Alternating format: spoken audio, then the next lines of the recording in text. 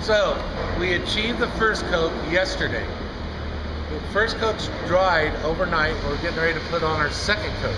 So what we're going to do before we start applying our second coat, we're going to come back with some 320 sandpaper, and we're going to just lightly sand it to see if we have any burrs or anything that might stick out, because when this finish is done, it's going to be like glass. So remember that. It's going to look like glass, so we can't have any little bumps or anything else. So now it's sanded. I got all my little imperfections out of the way. So now I'm going to start with my second coat. So you want to stop? Okay, now we're going to start out with my chrome trowel, which is the only trowel that you could use with this product. Any other trowel is going to blacken the product.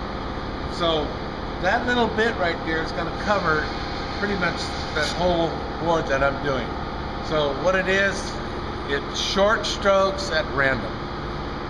Okay, so what you do, and everything is pulled tight. If you don't hear your trowel, then you're putting it on too heavy. Just short strokes at random. No certain pattern, because they want this to look kind of erratic.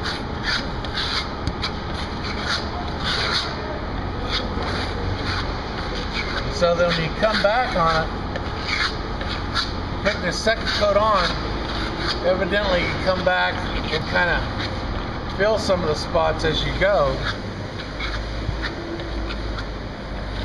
And so you're actually putting 2.5 coats on the wall. You kind of varnish it, and she polishes kind of as you go. So I don't know.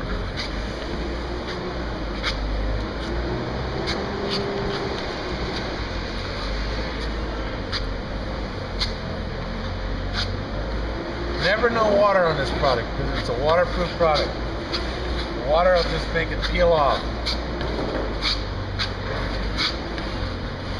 Is done on the second coat. It actually took like a coat and a half. So now you have 2.5 coats on a completed wall.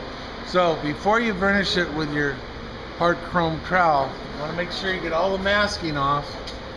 And the reason why, you don't want to pull any of this dry material into it when you're varnishing, because it'll scratch it.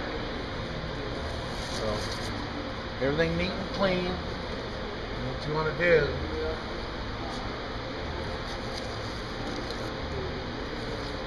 anyway, so what you do is you hold your trowel at a 45-degree angle, you come back and you start varnishing it. You varnish it almost as hard as you can put the pressure of your hand on that. And they just take short little strokes. As you can see on the outcome of it is it gives it a polished look. And so at night when the lights hit it, it looks like a mirror. So if you could take the video camera and bring it down the side, Melissa, and just show them the sheen that the polishing does. And that's how you're going to leave it, and that's it. Move on to the next wall.